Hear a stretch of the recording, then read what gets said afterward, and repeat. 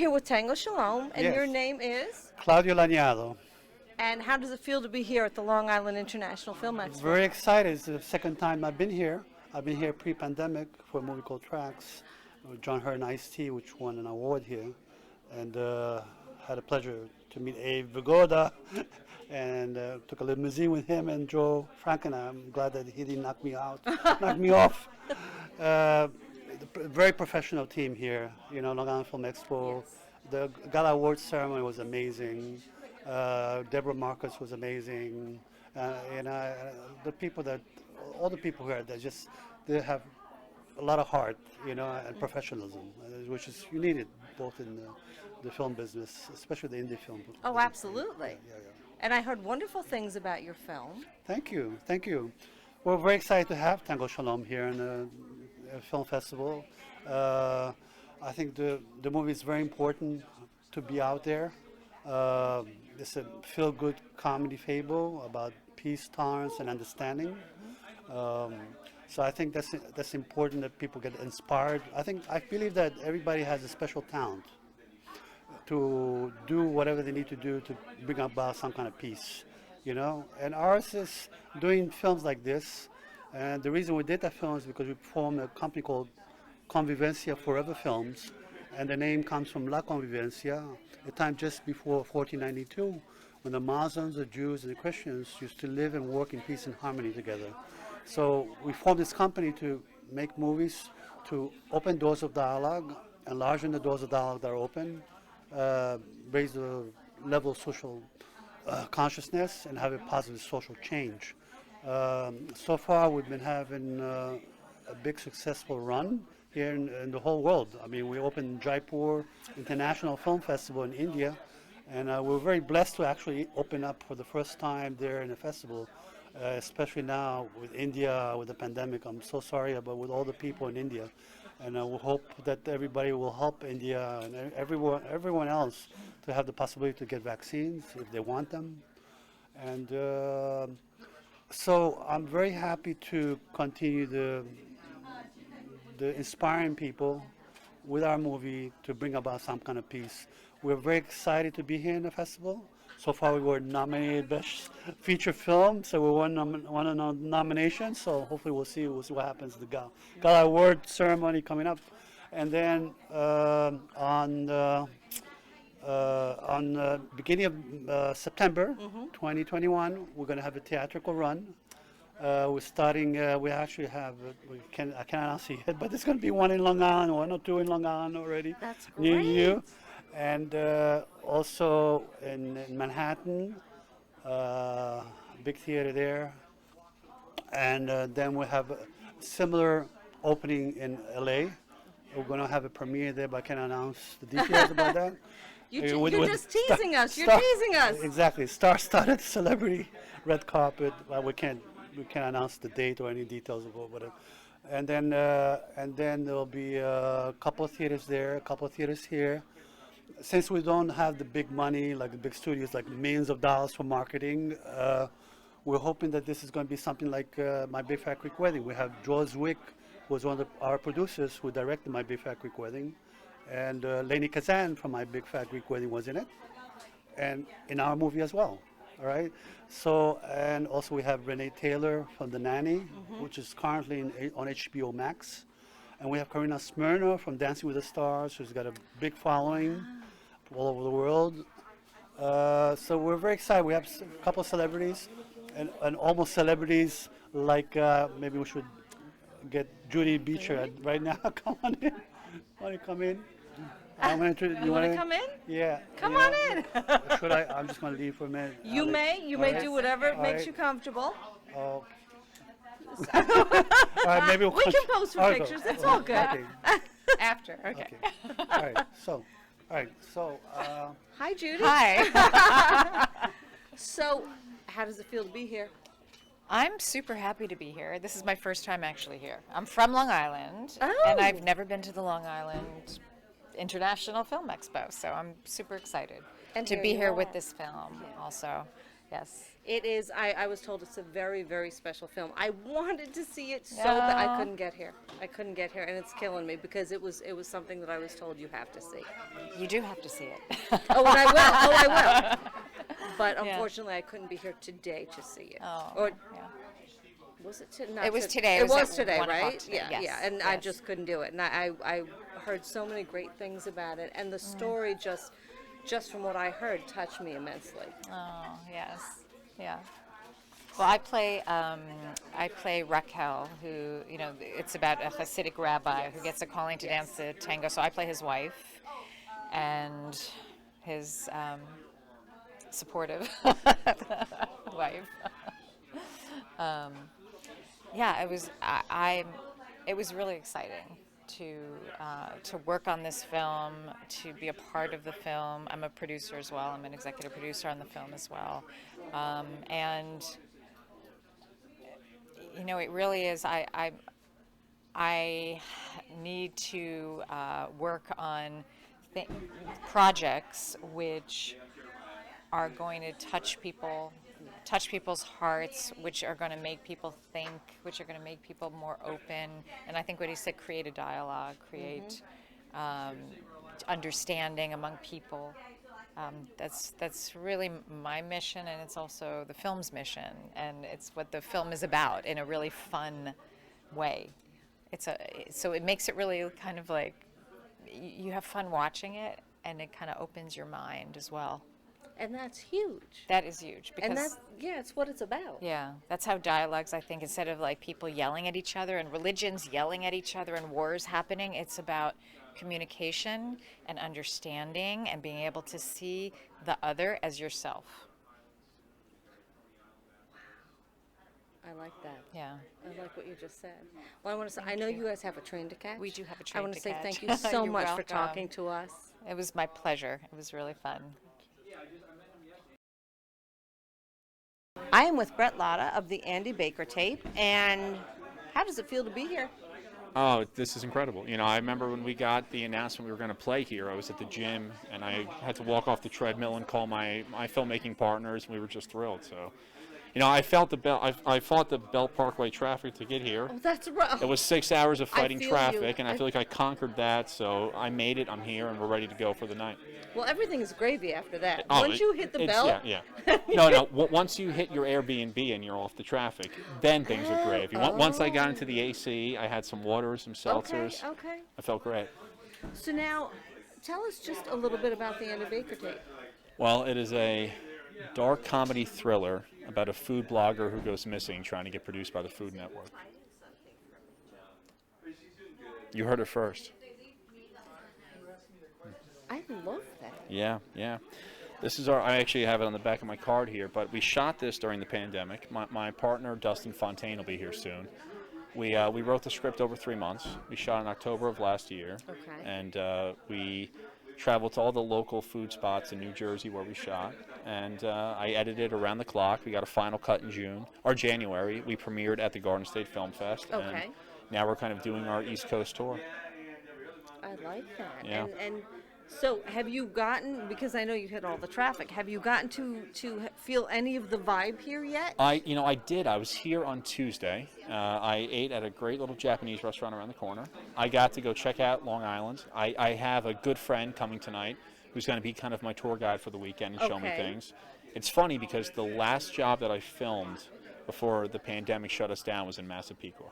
So I took the train out. I was in Massapequa. I kind of know the area, a little bit. So, but I really want to go check out the Gold Coast mansions. That's on my list. I know it's a little bit of a hike. Just kind of explore. Not worth it? All right. all No, right. it's just a little bit of a hike. Oh yeah, I'll do. If I'm here for the weekend, I'm doing it. Okay, I'll get up early and. Oh, yeah. Oh, that's so cool. Yeah. Well, it's one of the fun things about going to festivals is that you get. I mean, we've been fortunate to tour this film a lot, and I've been able to really see parts of the country that I would never get to otherwise. And it's a great excuse for me to get out and travel and show the film and kind of meet people that I would have never met otherwise. So. That's really cool. It is. It's great. I mean, I've made so many friends. This is, I think it's our 10th festival at this point, and I've met so many great filmmakers and made so many friends along the way that that's part of the fun of doing this. And everyone, I was just talking to Manny about it. It's like you get kind of these great communities of people that Yes. aren't even competitive. They're supportive, and they want to be there for your films, and everyone's staying out late night to celebrate with you. And they're all excited, and that's, I think, what is great about going to film festivals, is having Yeah. that element of people around you that are supportive and collaborators, and hopefully down the road, we'll all work together. Well, that's the best part about it, and everybody becomes friends. Yeah, like you yeah. said, it's and I've spoken to Manny about this too. He's like, well, I have. Did you notice that your Facebook friends, you've actually met these people? Yeah, yeah, Which, yeah. And that's because Well, you're it's out funny. and It's because about. I have so many people you may know, friends that pop up on Facebook, and I get to the festival, and then I'm like, hey, you're on my people you may know. I Right. haven't pulled the trigger on that yet, but now I'm going to. And even I think the guy over there, Jeremiah, it's like all these people, they're all part of the same network, and now I get to place the face to the body and the voice. So Right, and you've really met the people. Yeah, and that's, yeah, Not a lot yeah. of people can actually say that. especially in this world. especially in the last year and a half. I think that we're starved for we're just starved for communities right now, and that's what's great about film festivals, is that you have that community, and you have people that just want to be there and support. And I think that people just needed a reason to get out of their houses and come see what people could create during the pandemic, and that's what I think this 2020 festival circuit has really kind of showcased.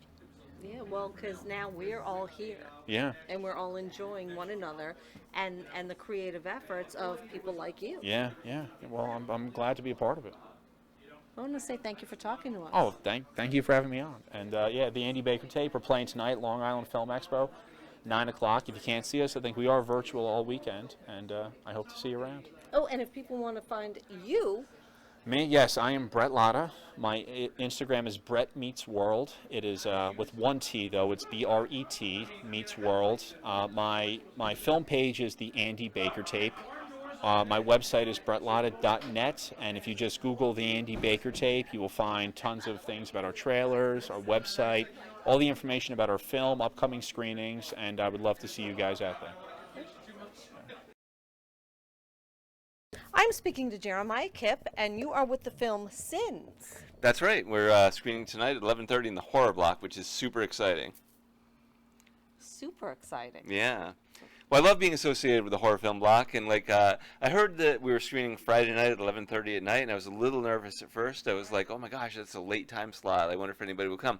Then I heard it was the horror block, and I was like, all right, that is going to be the happening block. That's when everything is going to go down. I was really excited.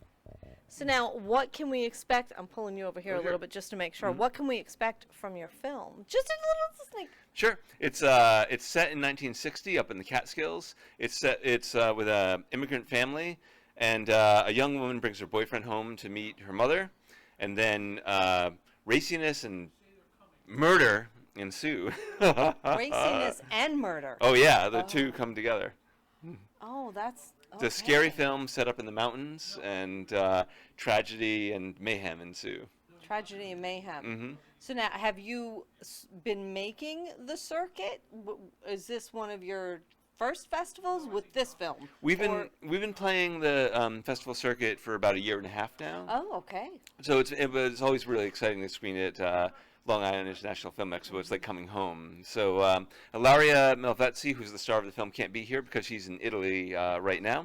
But the film is set in the Italian-American community, and that was really exciting. So for her, it was like an opportunity to talk about like where she came from, her immigrant roots, and also to share like the terror and the passion of of illicit love.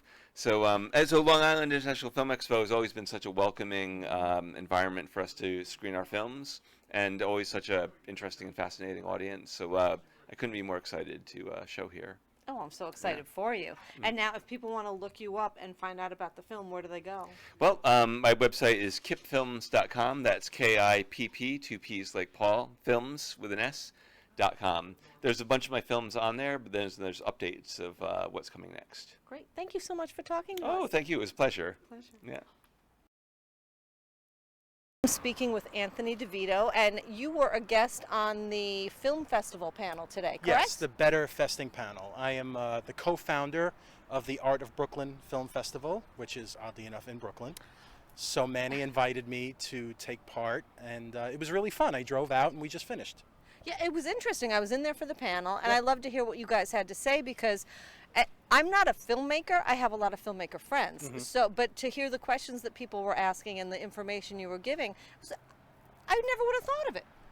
Yeah, it's it's for a filmmaker, especially a young filmmaker, the festival world can be very intimidating because there's so many film festivals and they're expensive to submit to. They can be very expensive, and sometimes there's no rhyme or reason how to approach a festival strategy for a filmmaker.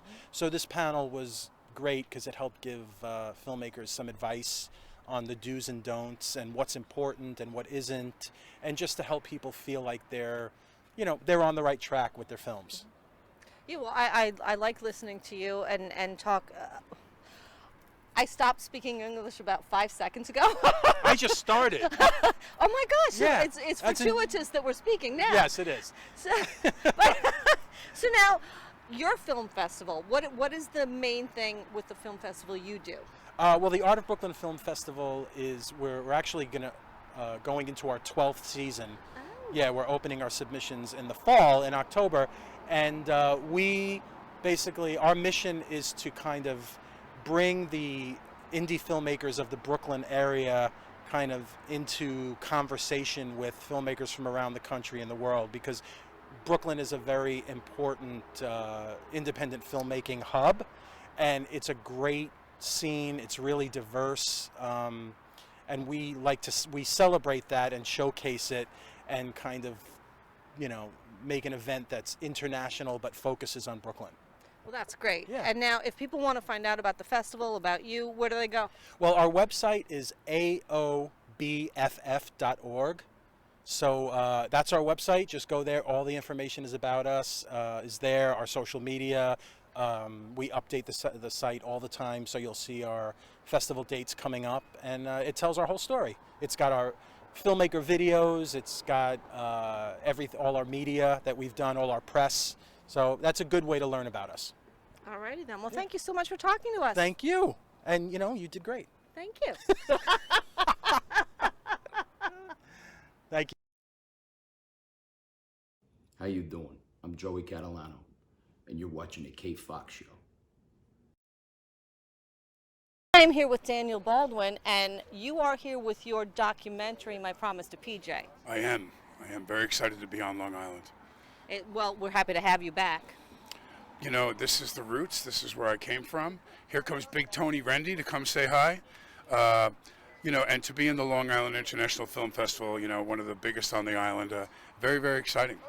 Yeah, well, I heard some amazing things about the film you did, and oh my goodness, I can't imagine doing it. I mean, wow. Well, I'm going to warn you, if you know someone, and nowadays, unfortunately, I think most of us will say we know someone that's been affected by addiction and someone that's probably passed due to the opioid problem that we have here on the island. Get your tissues out at the end. Like I said, I know a little bit about it, and I'm already anticipating crime because, wow, for you to keep that promise, I mean, what does that say? I mean, it's amazing that you did that. Long Island Railroad, Belmore, ladies and gentlemen. I think a lot of people I think it's great that someone keeps their promise, even in someone's death. But really, that wasn't what it was about for me. What it was about for me more was my relationship with his mother, who was a friend of mine since I was a little boy, and with his dad. The amount of time that I spent trying to help this man. This was not how I had it scripted. He was going to help me help other addicts, and we were going to ride off into the sunset doing this. And then, a very terrible choice that he made, and we lost him. And I have to tell you that it was much more of a journey, as you'll see in the film.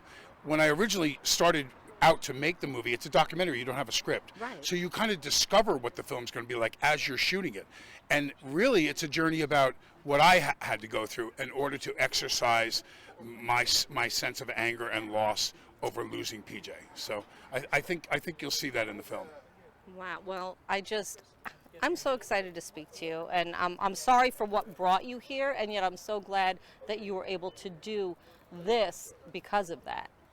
Well, I've said all along when the film was finished, I've been in films that won Academy Awards. I've been in television series that won Golden Globes and Emmys, but very seldom as an actor do you get an opportunity to make a film that could potentially save someone's life.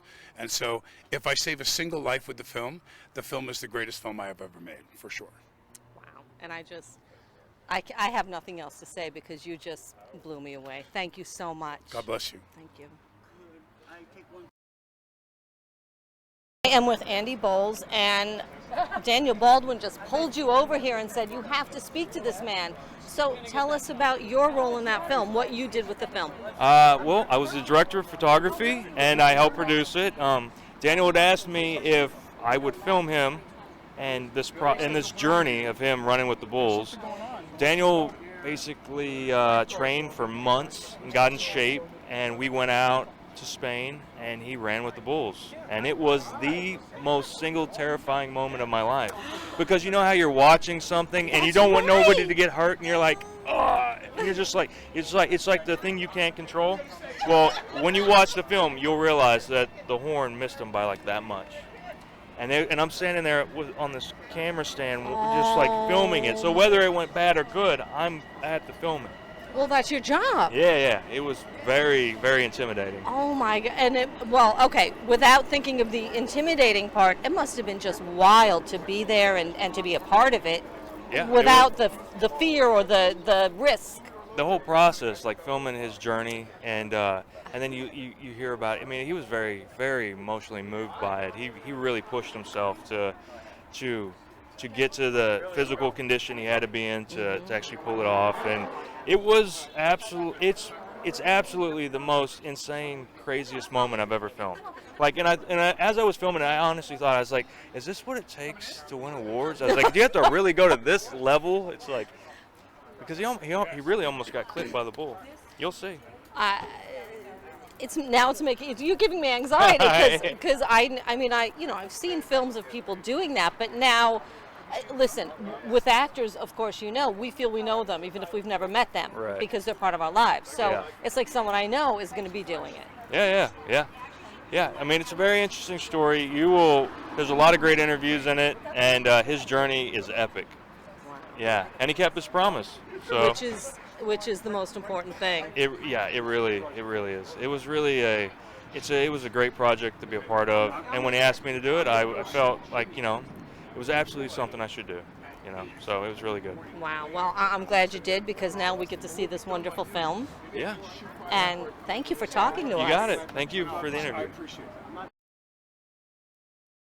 I'm speaking to Rob Dinini and Nick Sweetser of Marriage Fit. And tell us about it.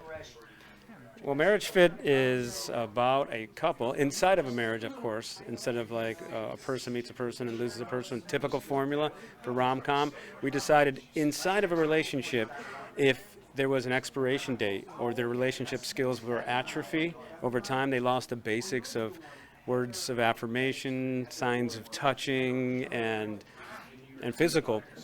So what we did is we have an expiration date of 3 years, which sets in motion an artificial intelligence app that helps reboot the marriage and get things back on track. But we don't know if they get back together or not. You have to watch the movie to see if that happens.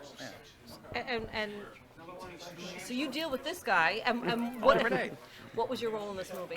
I was the editor. I'm the one that makes him look good. but actually, it's my role is sort of find that heart in the story from all the footage that they shoot and kind of assemble it together and create the nice thorough line for everyone to follow through and find that comedy's heart and soul. That's what I create. It's a very collaborative situation, and we had a lot of time together, so we definitely squeezed as much as we could out of it from a 2-day shoot. You have a marriage fit together now. We do. We have a marriage fit. So it was fun as the actor, writer, producer, and co-director and co-producer. Jeffrey couldn't be here. Jeffrey Palmer. I want to give him a shout out. And it was an eagle-friendly collaborative environment to shoot, and we had an incredible time. And you have to have the chemistry and the silliness to squeeze out the comedy organically. So yeah, it was a lot of fun. Now, are you guys having fun here at the film festival? So much fun. He's answering now. This is just this is my first festival. This is like my first like full festival. I've been all the way through and sort of meeting people and being behind the scenes. I've attended a film festival once, but I thought it was like, oh, I just go see the movie and pop out. And I realized, no, there's so much more to it. Oh, there is. Oh, I can't believe it's your first film festival. Yeah. And I'm just like, has he been showing you the ropes? oh yes, he is. He knows how to network. He is the master networker. So I'll take any advice Oh, he wait, has. I've got the mic. It's okay, it picks up. So I've just realized I'm like, it's been a long week. It's okay. It's okay. Yeah, it's been fun with the blocks and meeting. It's really about the filmmakers building connections. It's about partnering with the festival to promote each other and just have fun seeing creativity, visual storytelling at its finest. And it's been incredible. And the people down here, including Kate, we love Kate, big fan of Kate, and it's been incredible. And hopefully this will build. We have momentum to build from. Absolutely. Well, I'm so glad to meet you guys and to talk to you. And if people want to check out you, Marriage Fit, what do they do? Okay, it's in between you. So my name is Nick Sweetser. You can find me on Facebook and Instagram as Nick Sweetser. And then I also have a website that just opened up called sweetserpost.com. That's SWEETSER post.com. In terms of the movie, www.marriagefitmovie.us and Dingsterdy.com. www.dingsterdy.com is the production company. I'm Rob Danini on Instagram, InstaCheese as I call it, and Facebook, Rob Danini as well. And you can follow us all there. And thank you for watching the movie if you do come out. Thank you, guys. Thank you, Kate. Thank you, Kate. I'm speaking with Heather Britton O'Scanlan, and wow. Okay, so you're with the Garden State Film Festival. Yes. You have a film here. I do. And I'm sorry, what else? I won Best Actress. Yeah. Congratulations. Thank you. Thank you so much. We're really excited. I'm really excited, yeah. That's wonderful. Thanks, yeah. Please excuse my ignorance. What is the film? Because right. I'm a little slow right now. The film is Victim Number 6. It was written and directed by Nancy Mena. It stars myself, Russ Russo. It takes place in 1975, New York City. There's a serial killer on the loose. I head out to the bars for the evening with my girlfriend. We meet a couple of guys. We head off in separate directions despite knowing there's a serial killer on the loose. And it's kind of about what happens from there. Oh, wow. Yeah, it's a lot of fun.